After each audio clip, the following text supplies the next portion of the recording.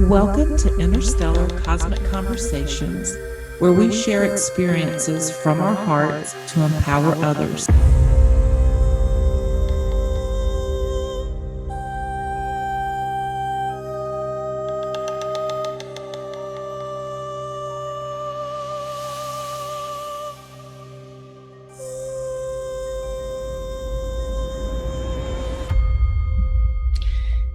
Hello, Eve Lorgen. Welcome to Interstellar Cosmic Conversations. It's so lovely to have you today. I just want to tell everyone that Eve is an author. She's a dedicated counselor, a hypnotherapy professional, and you can read all about her, her full bio on her website, evelorgen.com. And the book that she has written is The Love Bite, and that's what we're going to be talking about today. So welcome. I also brought my book to show just in case, and I may have some website issues, so let's hope those are resolved if people want to go to my website, because there's a lot of information on that. And if not, you could always email me, and I can give my email at the end of the show. Okay, great. So we'll probably focus on, maybe we should just focus on The Love Bite, which is the first book I wrote, and why I wrote it, and how it's actually a continuing phenomena for many people, especially those who know that they've had some kind of UFO experience that's related to contact, abduction, visitation, or interference. And it does happen to people who have multiple alien abduction histories more often. But as I found out over the years, this is something that may happen to many more people who are either involved with, like, say, a partner who has an alien abduction history or something like that, or it could be just a person who's been chosen for one reason or another. And as I actually did research over the years and corresponded with my mentor, Barbara Bartholick, who was a well-known hypnotherapist and UFO researcher in her own right. She worked closely with the late Dr. Carla Turner, and also had close correspondence with Jacques Vallée, who is a well-known scientist and UFO scientist researcher for many, many years. So I got to learn a lot from the experts to know the deeper things that were going on in the hidden lives of people who are having what I call the multiple alien abduction or visitation experience, and what kinds of things really happen that not only, let's say, within the experience that they remember, or if they remember it at all, let's say under regressive hypnosis, but what happens in their private lives and what's going on in their personal history and their family history, and other elements that maybe in the early days of research they didn't seem to think was relevant to even question. And so the Love Bite actually helped me identify many more factors that were going on within a person's life that was having alien visitation, but there was a lot more going on that suggested that these aliens were doing much more than what was being reported in the literature and at the conferences and on television. So we hear a lot about that even today, and there's a lot of things that haven't changed in some respects in terms of the popular opinions. And it's mostly the genetic hybridization types of programs that they're reporting, or being taken on board a craft and something being done to their the genitals or the reproductive organs, or being poked and prodded with implants or brain scans, or download mind files, or imagery being projected in their minds that show them communications or rapid information. There's just a number of things that happen. But what I thought was important, and I kind of stumbled across it accidentally, really, when I started my own support group way back in the mid-90s in San Diego County, California. And it just so happened that at that time, I was aware of Barbara Bartholick and Carla Turner's work. And I had just attended a lecture that Dr. Carla Turner did in San Diego. Actually, it was one of her last lectures that she did before she got ill with cancer. And at the time, James Bartley and I, we attended it together. And so I was very impressed with the presentation that Dr. Carla Turner did, because she talked about the whole MyLab thing and the military abduction element, in, including the whole alien abduction, alien interference, and how that kind of worked together, and some of the darker elements that involve reptilians and underground bases and some of the spooky X-File kind of underground-based military connections and the the hiding of evidence and the harassment kind of things that happened that tended to be downplayed or separated from the UFO abduction phenomena as if, oh, well, that's only government. That doesn't have anything to do with the aliens. And so there's basically a split going on in the UFO community at the time, or even now, where they think, well, it's either all ETs doing this, and that most of the reports are really some kind of military secret government project pretending to be aliens, so that anything negative or conspiratorial or the like the X File type of things, the cloak and dagger types of harassment, must be only some kind of government interference. And in fact, that's not necessarily true. And this is what Barbara Bartholick had found, and that she really uncovered a lot of the darker reptilian elements and how many alien species who had different masks or different appearances actually somehow appeared to be working together, at least in some people's cases, as if there was a colluding effort, like a type of UN of ETs working together on a larger scale agenda with the human race. And actually, she brought this out. Carla Turner brought this out in her Masquerade of Angels book about the Ted Rice case. And so in my Love Bite book, I recounted the Ted Rice case according to Carla Turner's write-up of Ted's case, which I wrote up about more specifically how the engineered love relationship aspect took place in his experience and in his life, and how his own alien handlers, played themselves out in his life, in his dreams, in his memory recall, the things that happened in his abductions, and how it played out in his regular life, in his social life, and even his interests that he was compelled to learn and take part of. For example, he was already a naturally gifted psychic, as many abductees are. They have unique abilities. Let's just say that is a common quality.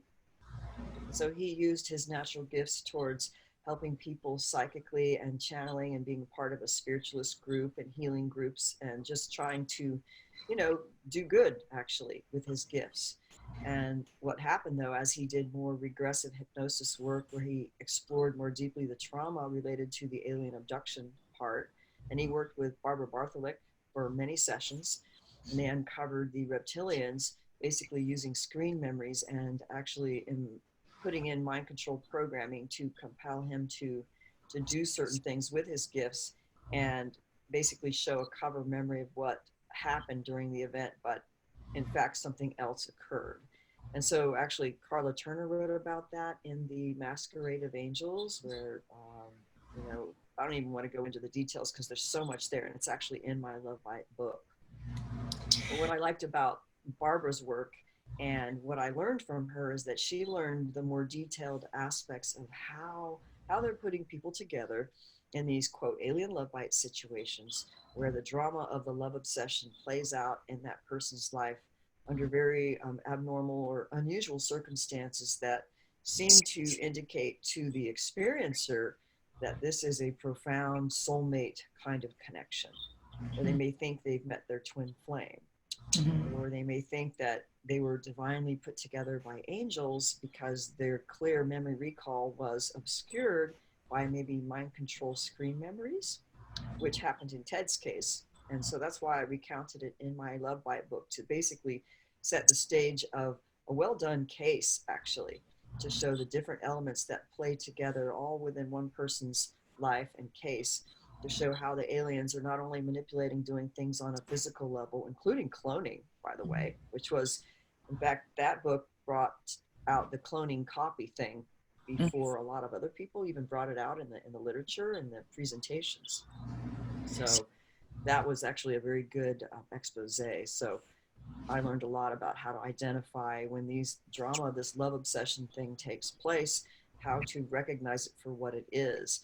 And it just so happened that at least 4 people in my support group at the time, in the mid 90s, we were all going through some kind of obsessive love relationship where we were basically obsessed with a particular person that may or actually wasn't even the spouse of the person, right? and this is, they often do this to people, it doesn't matter if you're married or not, or have a girlfriend or a boyfriend. And sometimes you would have dreams of that person.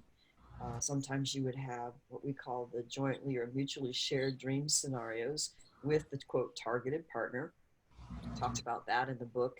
And that is one sign that, oh, well, there's some kind of meeting taking place or a bonding in another reality that it can be recalled by both people or even a number of people together in one experience, which we did actually. And that's written about in the Love Bite as well.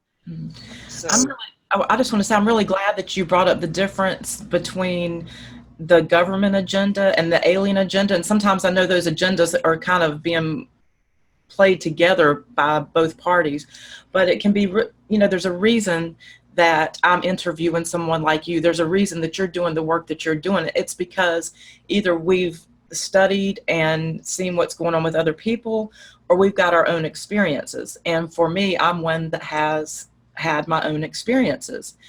And so when I heard about your book and I started reading it, I thought, as I was learning what a twin flame was, I was like, first I thought I had a twin flame. And then after reading your book, I'm like, no, I don't know what the heck that was.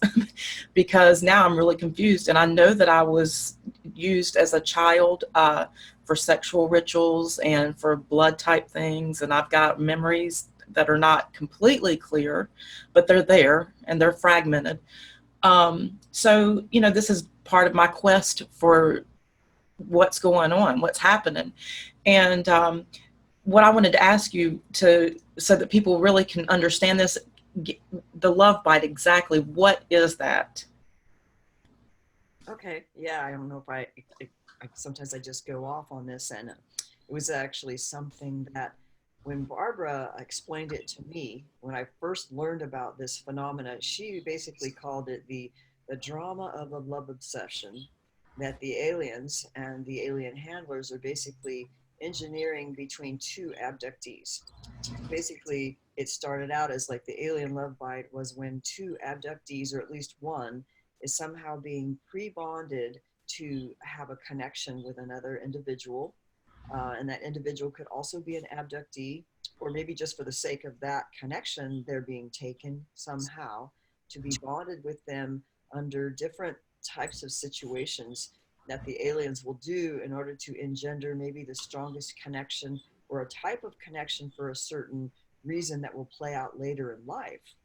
So in the alien love bite, the more clear examples for those who really remembered a lot, they may have been bonded actually in childhood under, let's see, joint play type of situations where they're taken on board a craft or some other location that seems like a craft. And then they're put together in a playroom, with aliens to do things. And then right at the point where they really start to want to bond and play more, then they're removed from one another. So they have this longing. And then they keep doing this several times until they're teenagers or even into adulthood, where, and then they'll take the memory away. So sometimes you remember, sometimes you don't, but they have this strong connection with another person on this deep soul level.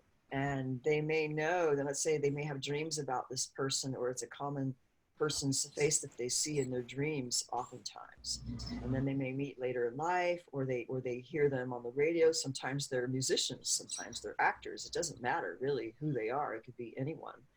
Um, and then they may meet them later in life, and they have this sudden love at first sight. Often both of them do. And then this will catalyze, as if it's catalyzing a program. So the trigger might be, oh, they finally meet in person, they hear their voice, they interact, and then bam, they suddenly have, all these feelings, and then their chakras get activated. They start having maybe more abductions at that time. And then the supernatural and the synchronicity things happen. They may have mutually shared dreams where they're having astral sex, or it could be a genuine physical event where they're both taken physically, their bodies literally disappear and go to another location, sometimes a craft or maybe an underground base or another location. And then they will have sex or some kind of bonding thing in these other environments. And so that's how sometimes both people recalled it, but more often than not, one person recalls more than the other, or it's a one-sided love obsession. which was demonstrated in the Ted Rice case. A lot of times that was what was so painful. So that when somebody would come to me, they were just like hopelessly in love, and they couldn't stop thinking about this person, and they were definitely linked in emotionally and even telepathically to this other person, where they could know what they're feeling and thinking, and what they were doing, if they were sleeping, not sleeping. I mean, the connection is very, very strong. Mm. And so that has been engineered and facilitated by the aliens or whoever is acting behind that image, because what we discovered is not necessarily aliens all the time. It could be military using a type of technology, could be black magicians, could be hyperdimensional beings doing something on another level. So, but basically, an alien love bite is when two people would put together, sometimes since childhood, repeated bondings in different environments. It could be physical, or it could be astral, or other dimensional. And then they meet later in life, and it sets off a very strong connection. Sometimes they get married and have children, but more likely they just have a very fast drama love obsession thing, and it will end actually with one person becoming unrequited, because oftentimes what the aliens will do, um, could be reptilians, could be a different type, but they'll switch off one person after they carry out whatever they wanted to do to maximize the emotional output and the sexual energy output. And it's like they put you on this yo-yo roller coaster of emotional highs and crashing lows, and you know amplified sexual chemistry, so that it's really emotionally draining, could be emotionally and physically draining. And then at some point, let's say after an abduction or something happens, one person basically gets delinked and switched off, as if they're unplugged psychically. And so when that happens, sometimes it's dramatic, like overnight, Mm. and then it will leave that partner as if they just they're not interested anymore. They're just kind of switched off. They don't want anything to do with this other person who's still madly in love with them. And so the other one, who's unrequited, goes through this horrible, painful, unrequited love process. And it's like they're milked for all that yearning and desire and love and grief and this hopeless love obsession that just doesn't go away. Mm. And they're still linked in energetically, whereas the other one doesn't seem to be affected in the same way. Mm. And so in the love bite, in the Ted Rice case that I recounted, what was interesting is that when the regression was done with Ted, they'd actually discovered that when the aliens, and in his case, he remembered two alien grays, had put him together with another girl, and he was only 14 years old at the time, so they were like in junior high school when they did this. When they brought them together, they did something where the alien used a type of wand instrument, and in that wand instrument, they did something to his heart chakras, weaving the energy, somehow able to access the energy as if it was some kind of a thread, a golden thread, and then literally looped it and wove it inside the woman, the girl's heart chakra. So it was as if they were literally weaving it together, but they were only weaving Ted's into her heart, but not her heart into him. So it was like basically a one-sided love obsession. Wow. Because after that point, the alien said, now your souls have been merged. And he instantly fell in love with her. So like one day she's just like some girl at school. He really couldn't care less, didn't have any really real attraction. And the next day he's just madly in love and feels this complete soul connection to her. And then he was in love with her for many years, but it played out in a dysfunctional way, pretty much with a lot of highs and lows and just unrequited love, which was basically a very painful experience. But when you think about what emotions it's milking, from him for the aliens, then that made sense according to the real underlying motive, which many people would not want to even consider, because it has a predatory and victimizing. You know what I mean? It's victimizing. Like, wow, do I really want to believe that these aliens are actually feeding on my energy and doing this for nothing more than just like putting us together for their own entertainment or feeding?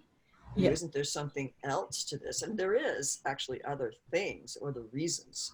Mm-hmm. So, What is it that is so? I mean, I get that sex is a very emotional thing. But what is, it just seems that there's such an obsession with sex and lust and feeding these beings. What is it specifically about sexual energy that just gets them to focus on this so much, to try to do this to humanity? So the sexual energy is actually the direct route into the life force itself.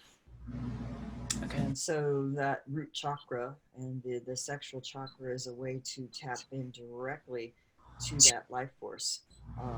In some cases where people feel as if they've been linked into energetically and emotionally vampirized, sometimes they feel it in their solar plexus. Sometimes they feel it more in their sexual area. Sometimes it's in their heart or the back of their heart. But more often than not, they'll link in through the sexual area and through the solar plexus. So, for us though, what they can do is the reptilians are basically experts at sexual energy and sexual activity. It's pretty clear that they're experts at being able to manipulate that element of humanity. But if the Kundalini energy, for example, is activated from the base chakra and moves up, it will catalyze a whole number of things that could be pleasant and also unpleasant at the same time, depending on how the person can manage that energy. So it can bring up much more love and activate the heart chakra, but it is as if they activate it to feed off of it, and then they could do a kind of mirroring thing, so that when you have a love bite with someone who has a reptilian interfering, it's as if the reptilian could mirror our own love, where we think that that person has all this wonderful love, but really they're playing a trick on us. Mhm. And it makes it very confusing because there's many people who they fall hopelessly in love with someone who basically, for lack of a better description, and falls into the behaviors of what a classic psychopath would do, or somebody with narcissistic or sociopathic personality disorder. In the more profound cases, like in my Dark Side of Cupid book, but more often than not, it's just an interfering entity that may not be fully hosting someone or fully possessing, but they're interfering because that person is an abductee in a program, and maybe the other one is too. And so these beings will orchestrate this through groups of people that they somehow have laid claim and access on, to carry out a number of interactions that would ultimately feed them energetically. So Mhm. sometimes the people are completely unaware of how this takes place, and they're actually powerless victims until they become aware enough to make changes in their lives and cut those ties and really do their own recovery work. But that can take years in and of itself just to figure out what's happening. And that, the whole concept of a twin flame, everybody's got a different view on that. Some people feel like it's just a romanticized thing that's not real. Some people think that it's a true relationship. So I wanted to ask you, how do you view the twin flame? And if you feel that we do have twin flames, how would someone, or even a real love, even if it's not twin flame, just genuine love, what would be the symptoms and signs that someone would look for in the love bite, and how would you be able to identify whether you're experiencing genuine love or this alien love bite? Well, that's good, very good question, because it's not always clear. Because I think that, I mean, even in my own life, I've experienced this, probably why I wrote the book, right? And it happened several times. So I actually did have genuine love for every single one that I might have been bonded to. And I'm glad you said that. I was going to yeah, ask you if there it could be was more than one. genuine love, and there was also apparent memory of having had other life connections, which was one of the reasons why there was a strong karmic connection. So very often the aliens or whoever doing this take advantage of the fact that, oh, there's a pre-existing karmic connection, so that they might have a predisposition towards maybe having what do you call it, a compatibility. And then they basically play it out to see how well it will work, but it's just being manipulated to like a middleman sucking in on the energy of the two people who have maybe already a an attraction. It's Mm. just that they will manipulate the weaknesses of the people through whatever traumas they've had and unresolved issues. And so it causes the couple to actually hurt one another, so that, you know, you would have to ask the question, if those aliens didn't do this, or the interfering ones didn't do this, how would it work out between those people if there wasn't any interference with their own genuine connection?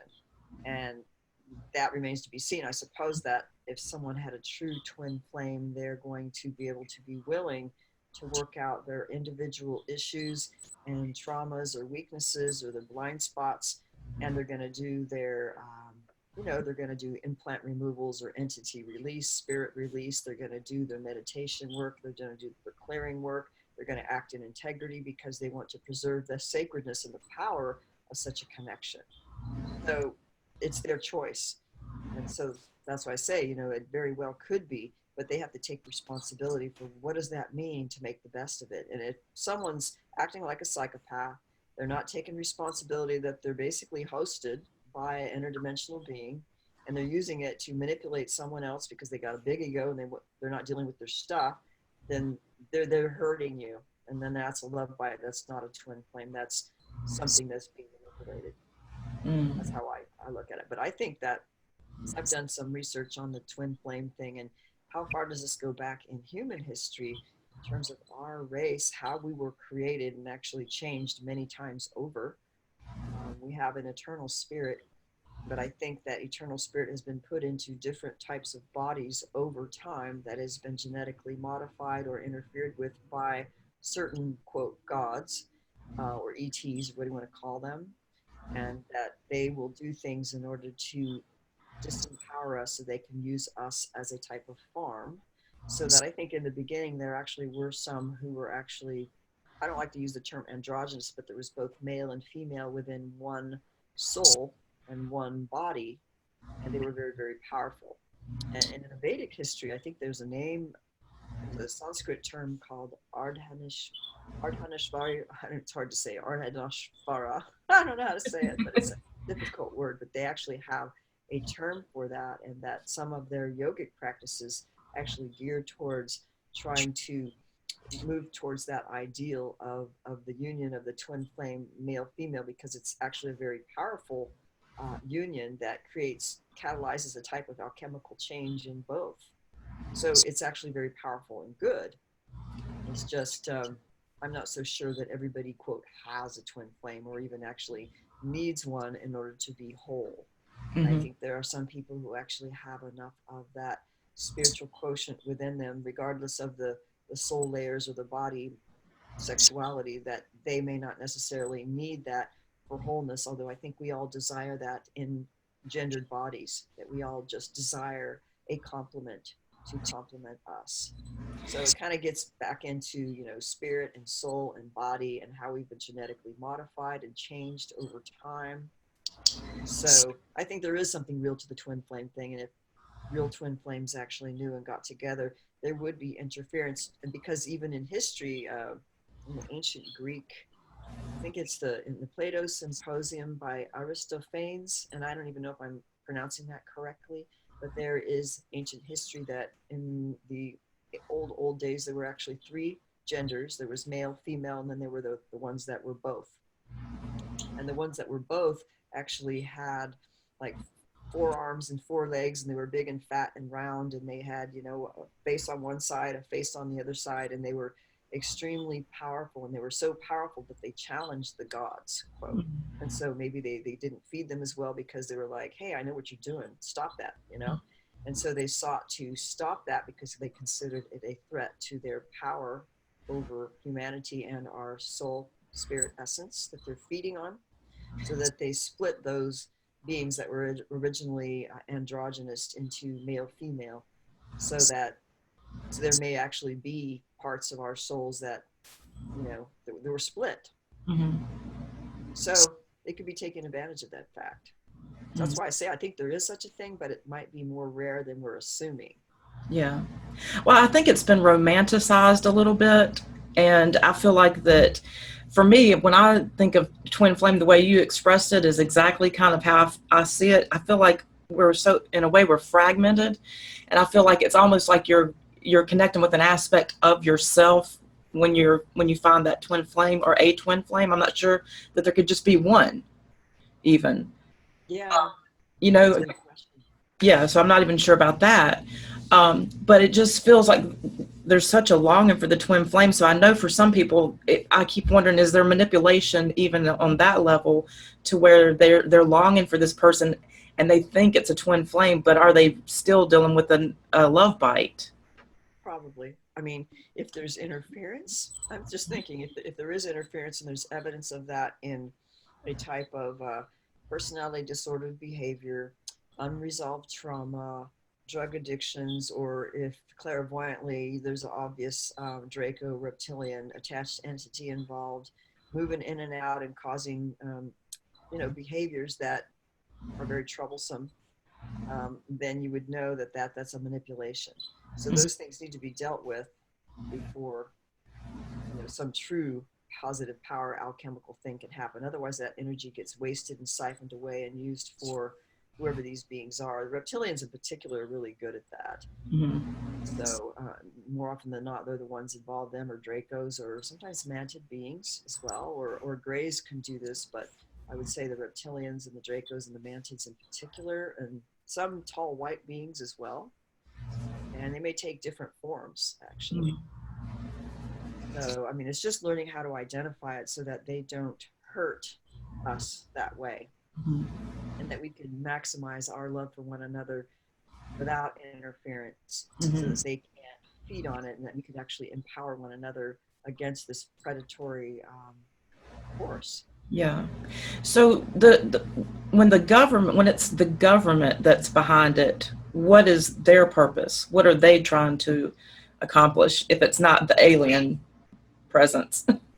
Yeah. Well, in the Love Bite, I think it's the Angelina and Scott, or there's a case in there where it's a classic military abductee who's also an alien abductee, a female who had a marriage with a husband where that was being manipulated with chaos. She was having she had a reptilian handler as well as military handlers, and she was primed to be in a military program as an asset, under that was basically using reptilians as the higher hierarchy ones, giving the I don't know, they were in charge.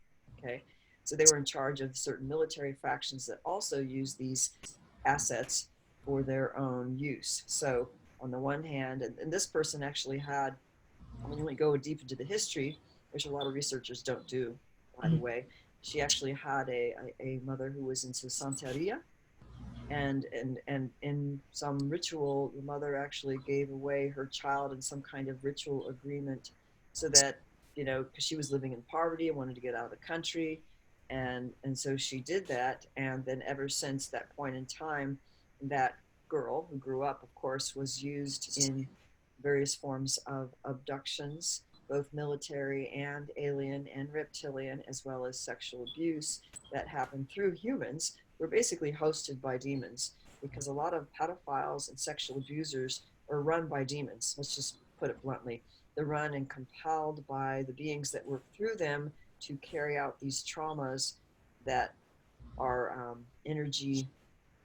They split your personality. They will do that. And so once that happens, then the dissociated parts can be programmed and, sequestered away.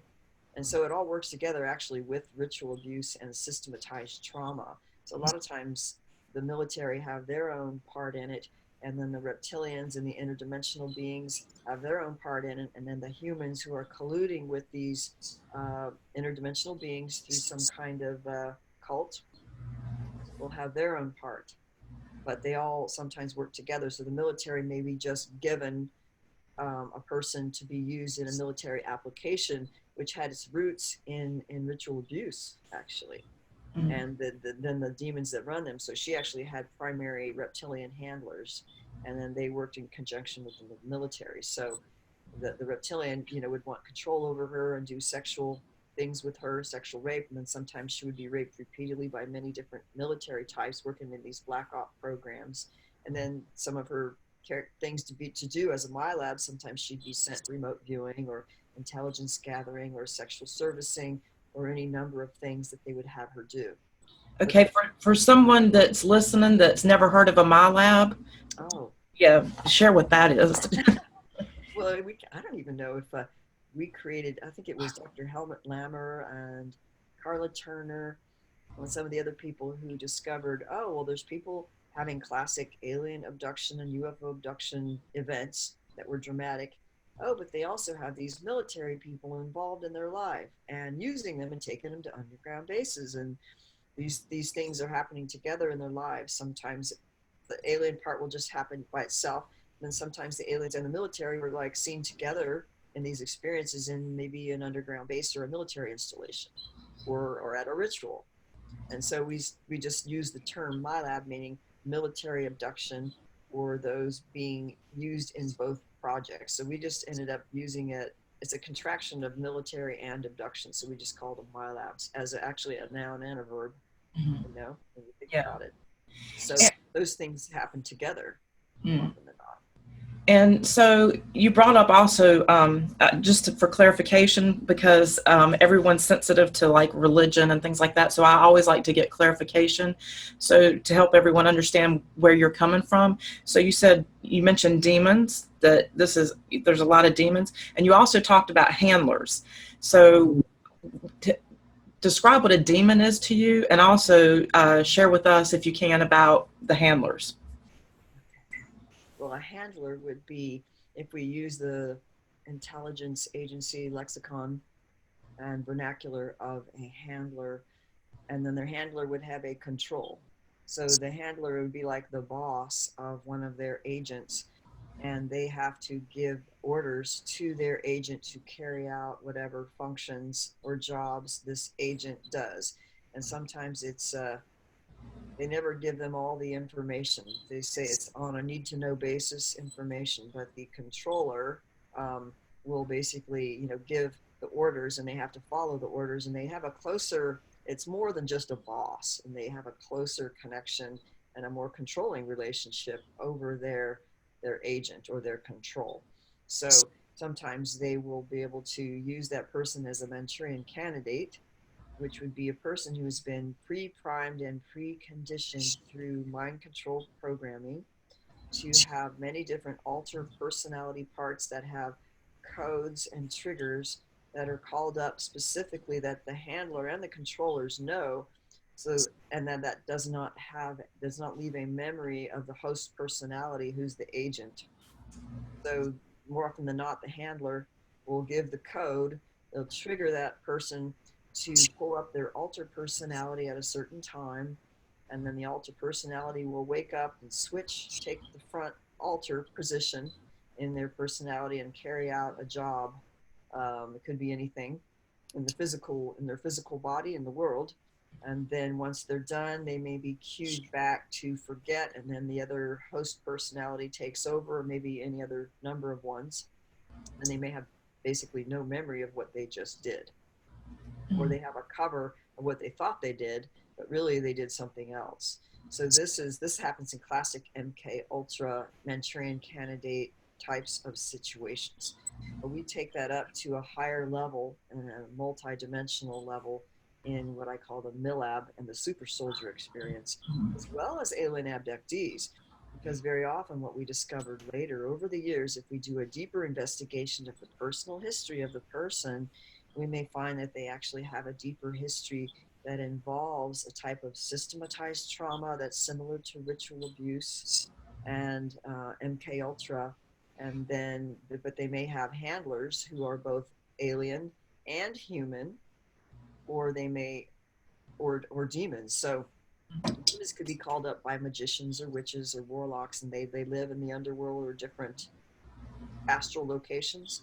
Okay. And they may be different than quote ETs, but they're still very powerful and can be used as familiar spirits or allies for the magician, and they may actually watch the person. So a lot of times, and this is complicated, let's say a ritually abused person may have a demon that's guarding a certain alter personality or guarding them to always watch them, so that if they get out of line, the cult always knows because the demon reports it to the controller, because it's like they have these secret helpers and they're all functioning from the demonic realm or the interdimensional realm.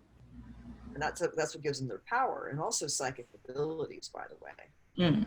So a lot of times when people have done spirit release work or got rid of reptilian entities that were linked into them, their psychic abilities went away. Interesting. So that's another aspect of spirit releasement work, and sometimes people will call it deliverance and exorcism, depending on their belief systems.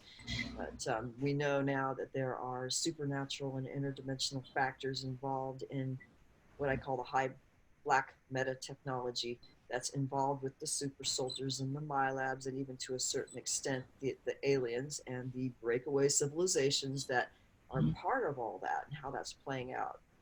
So I'm it's just actually learning about web. I'm just learning about the breakaway civilizations. This is brand new to me. Yeah, it's just But it just goes on and on and on, yeah. and I never would have known it was as complex as it was. But then again, from learning the complexity and the connections and how to identify when there's an interference taking place, let's say in a love bite, because that's often how you notice it. And sometimes people don't know their full extent of their histories until they get hit over the head with like one of these major love bites, and they just don't understand what's happening and how it's happening. And then if you dig deeper, more often than not, aha, they're being set up with somebody that is completely hosted or run by one of these high level interdimensional beings, or maybe a demon. I mean, some people think demons and reptilians are one and the same, but that's not necessarily the case, actually. Um, so sometimes that is a sign that some deeper things have occurred in one's history, and that they should explore that, because in order to really get resolution and to clear this up out of your life, one needs to resolve the traumas and integrate whenever dissociated parts or memories that could have occurred during early trauma. And that happens in abductions too. I mean, in alien abductions, there's a lot of trauma.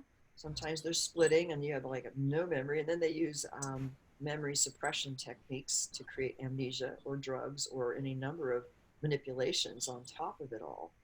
So in order to really become empowered and sovereign to know what really happened, we have to go back to the original traumas and rebuild and reintegrate, so that we can become more clear on what's really happening, as opposed to the cover story they're giving us or wanting us to believe. Mhm. And more often than not, they want us to believe in them as if they're doing something good for us. And if you go deeper, just like in the Ted Rice case, that's why it was such a perfect example of so many things, that he came to find out that a lot of this was a con artist job by reptilians and some of these other beings that are using us for their own benefit and not necessarily our benefit. Yeah. The handler thing is really something that I have become very aware of that was going on in my own life. And that's really important for people to hear about, I feel, because one of the things that's becoming so clear to me from anyone that I'm personally interacting with and hearing their stories, it seems that a lot of us that have been through these things were in military families. There was a strong military presence. In fact, my mom was adopted into a military family. And now looking back, I can see how someone that I thought was taking care of me was a handler. And even to a certain extent, it almost felt like my mom may have been as well. I'm not really sure, but either she was just so traumatized herself, because there was a lot going on with her. But you start to see that there's a connection with a lot of people having military family members Yeah. around them. And a lot of times the military is not necessarily the external military that we're thinking of. Mhm. It's more of a deep black secret government type of military involvement. Mhm. And sometimes it's a can of worms, really. But Yeah. if we can look at the early trauma, because there's a systematized method of creating, let's say, assets for these agencies or cult groups or even aliens and the breakaway people that are maybe connected with certain alien factions, that there's a certain systematized format and modality in which they are able to utilize humans as their resources and tools, as their armies, or as their tools to carry out their agenda. And then they all do it, they're hiding in the background, pretending to be one thing, where they're using their tools and their agents and their assets in another capacity to carry out their agenda. So trauma is always number one, Mm-hmm. and sexual trauma in particular is probably the most uh, used method that they access energy, that they traumatize humans. And then they can do programming on top of this trauma where dissociation took place, and then systematized trauma to maintain the dissociation. As long as the dissociation is maintained and they could never really get healing and integration in their lives, then that person is useful to those who continually can now access them because they've already been shattered or split. Mm-hmm. So that's what they do. So in my work with abductees, especially MILABs, because I tended to have a lot of those come to my group from Southern California, or actually other places in the country. They had a lot of trauma in their lives, and sometimes it wasn't just, quote, an abduction related trauma. A lot of times it was trauma in their families where there might have been multi generational alcoholism or sexual abuse, or they were from war torn families where over generations they had been involved in war. And what happens when people cannot heal from war and from ancestors will carry on those traumas. Even people who've been in slavery for many generations, they carry on these ancestral traumas and wounds. Mm-hmm. And so those, even those unhealed traumas can contribute to that person being used and accessed by that weakness. And unless there's integration and clearing, then they could be used as an asset, and then they could access those people interdimensionally. So that's what's frustrating, is we're discovering it's not just a simple MK Ultra model like Fritz Springmeier may describe in some of these monarch programming, for example, but it's much more streamlined and refined with hyperdimensional, interdimensional, and other timelines and that kind of thing. Where as long as there's some kind of initial trauma that hasn't been resolved, and then putting them in crappy relationships, crappy marriages, where they never feel safe, they never can be heart to heart, they never feel loved, there's always an argument, they're always struggling for survival, they can never connect and integrate and have the conditions for healing and integration and recovery. So therefore they could never heal and get to their true power, and so they're always being accessed. Yeah. So what I found is that if people could come together and support one another, and be able to mitigate the constant chaos and trauma that's always going on in their lives and their families and their relationships and their jobs, then they can start to heal and start to remember and start to integrate and take back their power. And Yeah, when we that's can do that, we can see more clearly, oh, how it's happening, mhm. what's happening, and what are the different agents in which carry out these operations. So you talk about, well, the handlers, how to identify, wow, it's not just like, oh, some military person and they're their handler and you're in the CIA or whatever. It doesn't work that so overtly. And Mhm. more often than not, it's not as overt. Sometimes a handler is doing this on a not even a fully conscious level, because he has a programmed personality part that is being compelled to carry out an order from another level.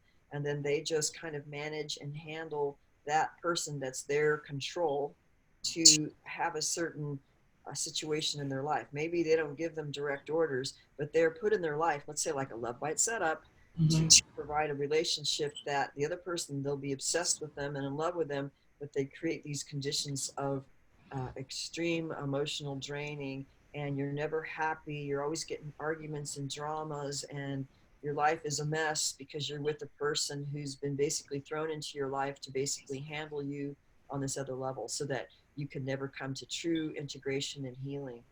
Yeah. So more often than not, many of the women who had come to me, but not just women, men, they realized that the love bite setup was there to sometimes disrupt them. So one of the reasons behind this, where there was actually several reasons that we figured, why is this happening with the aliens, for example, or even the military, that one of the reasons was to disrupt a certain person that is already their asset, and they want to continue to use them for their abilities, whatever those are. And so they'll send in a love bite partner to act as a type of handler in their life so that they can continually stay in the program, stay in the cult, stay a certain way so they don't truly heal and remember and actually prevent the accessing and no longer be a slave for who's ever using them. Mm-hmm. So that happens a lot. And sometimes they put people together just so that they will have children of a certain profile that they desire or want, need to carry out a particular agenda. Mm-hmm. But in the my labs or even abductees, sometimes the two people will be put together, and it's like you could say it's like a twin flame thing, where when they put together, they have such a powerful connection, and they maybe really do love each other, and they both get activated energetically. Maybe both their kundalinis go off, and then they have more psychic power, or what I call the psi input is elevated. And then once that power is elevated, then they turn around and use them to carry out abilities and operations that, let's say, a normal person would never be able to do. And that would be more like a super soldier. Mm-hmm. So sometimes it can make you super psychic Mm-hmm. and super powerful when you're linked in with somebody that you're bonded to in this, quote, tantric love bite thing, but then they're utilizing you in that connection. I shared this with James Bartley in an interview that I did with him. My first memory was at 5 years old of sexual abuse. And one of the things that, and I also remember this happened all throughout my life. And then I actually can remember now, I can remember going into, it looks like an airport. That's when I see it, it looks like when the terminal where a plane comes in, and that's just the only way that I can remember it. I don't know what it was, but that's what it feels like when I think about the memory. But I had I guess like I don't know if it was out of body or what type of abduction it was or whatever, but I was like 12 years old, and I was lying on a sofa in the summer dressed in winter clothing, unable to be awakened for 48 hours. And my mom was trying to wake me and shake me and whatever. And there was so much abuse in my life, she wouldn't have taken me to the doctor because she would have been afraid of what they might uncover. Though I'm finding out now that even your doctors may be behind it too. So, That does happen. Yeah. Certain bloodlines, and that's why it's so hard for some cult family members, especially the higher level ones. You know, they're the doctors, the dentists, the school person, the private teacher, the boyfriends, the marriage, and they may not realize until they're in their like 40s or whatever, so that all this is happening because it's been so normalized, and they would have no reason to believe that, gosh, the doctor they went to really was trying to kill them when they were going to get chelation for heavy metals. Right. And then really the doctor was sent to kill them. Yeah. Well, and you know, that kind of thing. Yeah, it's your whole reality is not what you think it is. Wow, But just amazing. What was interesting though, I didn't have that. It took me a long time I remember that occurring, but now I can remember actually when that will happen for that 48-hour period of time. I can remember being overlooking the room. Like I remember I was above and looking down, and I could see everything that was going on. Like out of the body. Yeah, so I don't really know what was happening. I can't tell you what was happening. I just remember the whole thing. I remember everyone trying to wake me up. I remember not responding and all that, but I was able to observe it all. So I have no clue what was going on. I just have that experience. But one of the things that really came up that I've felt, and anyone that I've talked to also, because this abuse starts at such a young age, it's almost, and I actually could feel like where I'm a very caring, loving, compassionate person. And the more that I've healed, the more that's coming out. And I always had the ability to be compassionate, but I didn't have the ability to feel real love for myself and for others. Like I would go through the motions, and I knew I was going through the motions. Um, because you're so disconnected from your body, you're so disconnected from your heart. And a lot of people are experiencing that. And so they can feel the anger, frustration, they can have lust and things like that, but that get into that true heart Yeah. and feeling love, you have to go through the healing process for that to take place. So, yeah, it's so hard because many of us just do this to survive Mm-hmm. because life is so hard as it is, right? I mean, Yeah. we can't be, hurting all the time and crying and having all these memories come up, and we have to go to work, and Yeah. take care of the kids and make sure they don't see you falling apart. And so it's just, you're just lucky enough to even have the opportunity to do the recovery work. Most people don't have that opportunity, but unfortunately, if they don't do the recovery work, they're more often going to be used in Mm-hmm. the capacity. Like if they were set up as a super soldier or as an operative, then they're still probably being used on another level. And so in some ways it's not their fault, because I think many would not choose that. They're actually born into it. So the early splitting actually occurs probably before 5 years old. What I'm finding is that it happens even in the first year of life.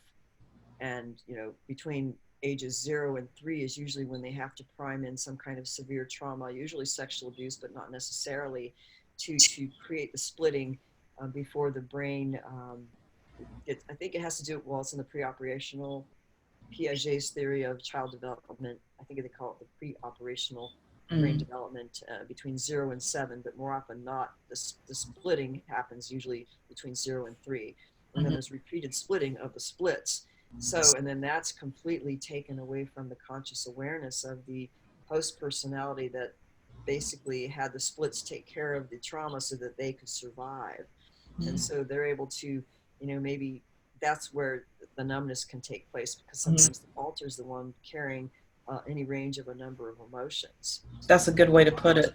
Yeah. yeah, so it's hard to connect back with that without sometimes having the triggering and the PTSD. And then if there's programming on top of it, like booby trap programming, then you have to be more careful about how you do things.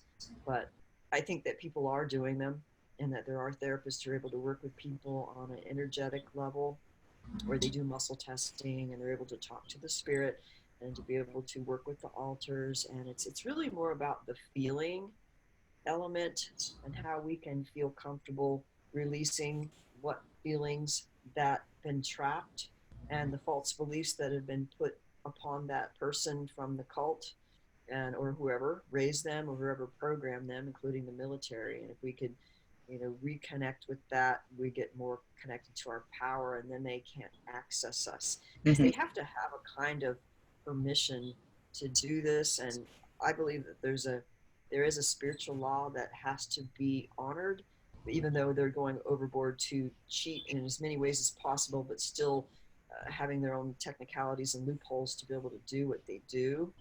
um, but if we can learn what those spiritual loopholes are, and so how that we can no longer give permission for them to pull us in their game, then they won't be able to use us as much, and hopefully not be utilized in a way that's hurtful to us. Because everybody wants love in our life, and it's really sad that, these love bites, they can really turn your life around, in terms of, you think that you love someone, you might have been married, and then you get hit with a love bite, and then it's like nothing you've ever experienced in your entire life. And it causes you to question what love is, because you feel something else so much more profoundly than you ever thought possible. Mm-hmm. And I don't think it means that you really didn't love that person, because I think the love really does exist, and because it does activate the heart. It's just that it will most likely be an unhealthy love based on um, the person involved, or both. If they both don't work on their stuff, and one is a personality disordered narcissist who's hosted by a reptilian, and the other one, maybe they have unresolved trauma, but if they both work on their issues, they may have a chance. But more often than not, one person is not willing to be aware or deal with their stuff, and they're in complete denial. And so that would harm us. That would be like marrying a drug addict and thinking that you're actually going to have a good life together, when they will destroy you, because Mm-hmm. that's just what they do when their addiction is out of control. Mm-hmm. So you have to look at it from a psychological perspective too. And some people go overboard with this whole twin flame thing. And my question is, this shows an imbalance in our society for many, many years. I mean, maybe since the inception even of humanity. But why are we blinded by love and light, right? To, Yes. oh, he's my twin flame. If I just love him enough, he's going to change. And he's a fucking psychopath, or he's a host of Draco, and they don't know it. Mm-hmm. Okay, so why is their love blinding them, and why is the light blinding them? Why do they not have the discriminating wisdom to see through what's operating in this other person and what their true intentions are on a deep spiritual level? Because if they can't see this and they don't have the discriminating wisdom, that means something is missing that they did not take into consideration in their religious or spiritual beliefs or practices. And Mm-hmm. this goes back to how we're programmed religiously and spiritually and education wise, and as women in particular, since it's a patriarchal dominator system, the women's power and the women's discriminating wisdom has been basically snuffed and oppressed, so that the dark side of the male and the dark side of the female is basically presiding in our society. And so that's a recipe for death and destruction. That's where it's going, Mm-hmm. unless we can rebalance the equation and start having the discriminating wisdom to, sometimes our love can't heal someone who has made the choice to be, a hosted whatever, who sexually abuses children or whatever it is, And sadly, then we're giving our energy away to that whole process at the same time. enables them. So that would go into, what we've learned in codependency, which Mm-hmm. is awesome that, we've learned this over the years and start to realize what that means. And of course, we learn that through families of alcoholics and addicts, where, one partner would be the primary user or alcoholic, and the other one would be the enabler. And those two will work together, like the predator and the victim sometimes work together like two sides of the same coin. Mm-hmm. And so we have to work on both sides so that that system doesn't feed itself, Mm-hmm. because the enabler will feed the predator, and the predator always needs a victim. So the victim, usually it's the victim that has to stand forth first to change and to get support and to leave that dysfunctional, relationship. Mm-hmm. Yeah, there's something a Sometimes, little narcissistic about both in that. yes, yeah, exactly. And sometimes it's the victim gets narcissistic from a reverse perspective, where they can't even be fully present because they're so victimized and overcome by their victimization. They can't function as a normal, responsible parent if they become so victimized. They can't even take care of themselves, let alone their kids. Mm-hmm. So there's an element of narcissism there, but actually that happens in people who've been traumatized anyway. It's just because they've split off from themselves. In order to survive the trauma, you split off from yourself, right? Mm-hmm. So you can't be fully present. If you can't be fully present, that means you can't be fully present for yourself or for anybody else. Yeah. And so that may appear narcissistic in Mm-hmm. some respects. Yeah. And when I was doing shadow work to really go in and face that part of myself, it was really interesting because I was able to see this being that was created within me that was making me heavily drawn to masculine energy. And so it was funny. I was doing this practice where I would look in the mirror and I would say, I like myself. I don't like myself. I love myself. I hate myself. And I was going through this process with a candle in my face. And this was one of the exercises that Sienna Lay had me doing. And it was after doing this for so long, I saw this Neanderthal looking being coming up. And when my husband came home, it was so funny. He goes, "You look different today." I was like, Really? I said, "Do I look like a Neanderthal?" He said, "Come up." But this being was literally coming up and out of me, and I was releasing it. And as soon as that happened, I was able to feel that feminine nurturing love inside of myself. And so I don't want people to feel ashamed to even look there, go there, because when you do, it's healing. Yeah, it's amazing. I think Jungian work is also helpful, like working with your dreams, and if you could recognize the symbols and the archetypes that come up in your process of, they call it individuation, which really to me is integration. Let's say if you've been split and you have different parts that you're not recognizing, parts of your own shadow, and facing those elements that can create profound shifts, especially when you get lucid in Mm-hmm. the dreams. Mm-hmm. uh, but one of the cautions that I felt with shadow work was the question of, okay, let's say we have shadow elements inside of us that are truly parts of us, let's say split off alters or emotions we haven't taken responsibility for, whatever. That's a shadow. But what's can be also a shadow that's really not us is, let's say, entities will attach to shadow parts. It's almost like a opportunistic infection. If you have unhealed wounds, that's, let's say, a dark area in your life, then the opportunistic parasites will link into that dark shadow. So what these beings do is they want us to agree for them to be present, and that's how they allow them to do what they do. It's like a spiritual permission. Mm-hmm. So by us, if we own it, we think it's our own, that we just gave them an agreement of entrapment to be present inside of us, when really that's not who we are. So this is why shadow work can be a little bit tricky, Mm-hmm. in that we do have real shadows of unhealed wounds and emotions and traumas, but sometimes there's other things that link in through agreements of entrapment that are really not us. And so sometimes we need to recognize that when that shows up and how it shows up, and um, getting discriminating about that, because we don't Yeah, want to take in things that are not ours. exactly. Yeah. And we can take in things from other people too. I mean, even in Right. love bites, that's what we found. Is like, Yeah. that's a whole other Yeah. thing. Well, I just want to ask you this. I think because we're going to be doing a series together where we're going to go deeper each time we talk. And so one of the things that maybe if we just go into this a little bit and then we can uh, close for today and we'll go into some more on our next interview. But just for people's awareness, and I don't know if there's a real answer to this or not, but is there a reason, or what is the reason that they target certain people? Is there something that they see in someone's bloodline, in their genetics, and the way that they entered into this lifetime, that there's something of value or something that they are wanting to feed off of these people for specifically? Just what makes you a target?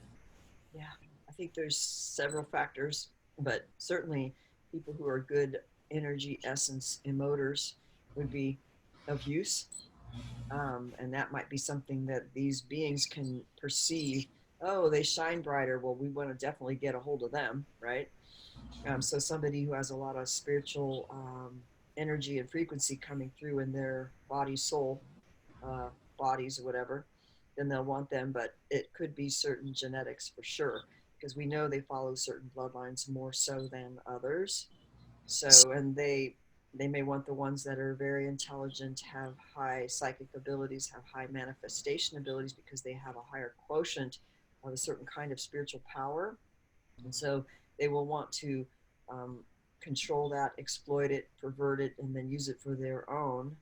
Whereas that person or that soul in and of themselves, they're not evil per se, but they may have qualities of use. So these users and takers who target, because it's like they could read it.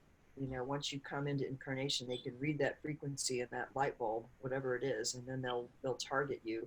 And they sometimes target what happens in your family, so that the family will be easily accessed to be in a situation where that person, let's say, as a parent who joined a high level, I'm not going to say what cult, but it's going to be a fraternal cult that is very well known, and they move up that ladder in that cult where they take oaths and blood oaths and agreements through higher level interdimensional beings. And that means they have access to use that family and the children of that family for whatever uses. And then they engineer them into certain areas of their life of which they will find them useful, marry them off to a high-level NASA scientist or to an engineer for Lockheed or to a a religious cult leader or a high-level entertainment industry, whatever. They've got the spiritual permission through the engineered family members. A lot of times they'll put you in a family where one or the other parent is a psychopath. Okay, and then so they have chronic abuse their whole life to destabilize them and traumatize them and program them so that they can just totally utilize them for what innate qualities that they actually brought in through their soul. Mm. So certain ones are definitely followed. So you may have those that have these innate abilities and qualities. I call them like the starfire women, for example. They have some kind of quality that they have a higher power manifestation ability in their blood and their spirit, and they definitely want these people more than others. And so they'll try for them. And then some other people, they may use them just because they're opportunistically available through, let's say, repeated drug use or methamphetamine use, or they're just a war victim and they're easy targets because they're traumatized and split, or they're carrying out deeds that just open them up to the demonic worlds, and they just use them as tools. But there's many different reasons. But whistleblowers can be targeted to shut up so that they'll have things happen to them, and they'll cut down their website, or they'll give them health problems, or they'll set in a love bite, and they'll never be able to get a job. I mean, the whole targeted individual thing is very well known route Yeah. now. So there's many reasons for that, but sometimes the whistleblower element is why they become targeted. It's not necessarily their bloodline. Okay. So there's different reasons, but most of the people that I deal with who have had alien abductions or some kind of interdimensional interference from very early age, they're targeted because of their soul that came in, and or because of their bloodline in their family, or a combination of the two. And so even people like the Fritz Springmeier, the Arizona Wilder, those people who know about the monarch mind control, high level cults and quote bloodline families. One of the three characteristics that they really wanted for a good quote mind controlled slave would be a high intelligence, high psychic ability, some kind of supernatural ability, and high dissociation ability. And these genes can be more easily expressed if this happens over 3 generations or more.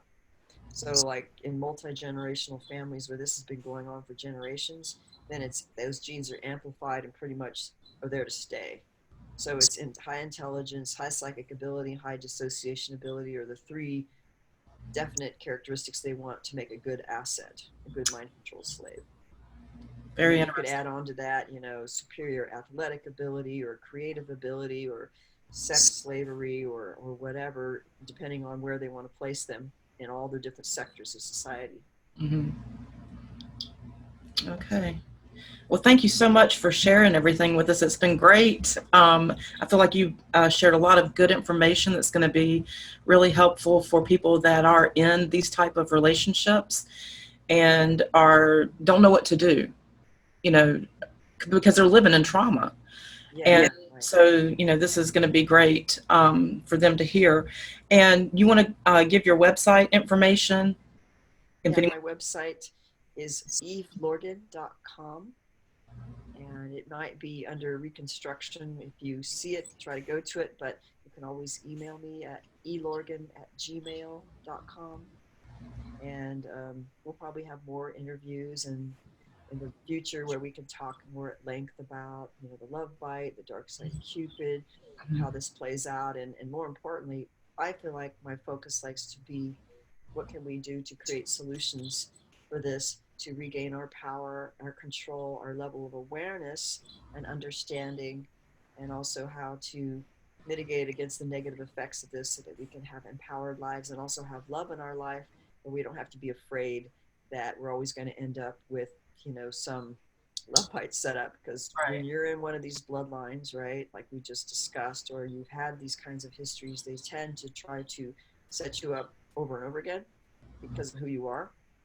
And it's just having an understanding of that and knowing how to move around it so that you can live a normal life and be okay with that and not have to live an isolated life, and you feel okay about who you are because there's really nothing wrong with you, and to really love yourself and not to feel all bad about yourself just because you've had these experiences. So Yeah, I so agree. And that's one of the things that you do. You work with people that have experienced this. So you have the ability to help someone identify this and to help them go through their trauma and heal. So thank yeah, you for offering that to people as well.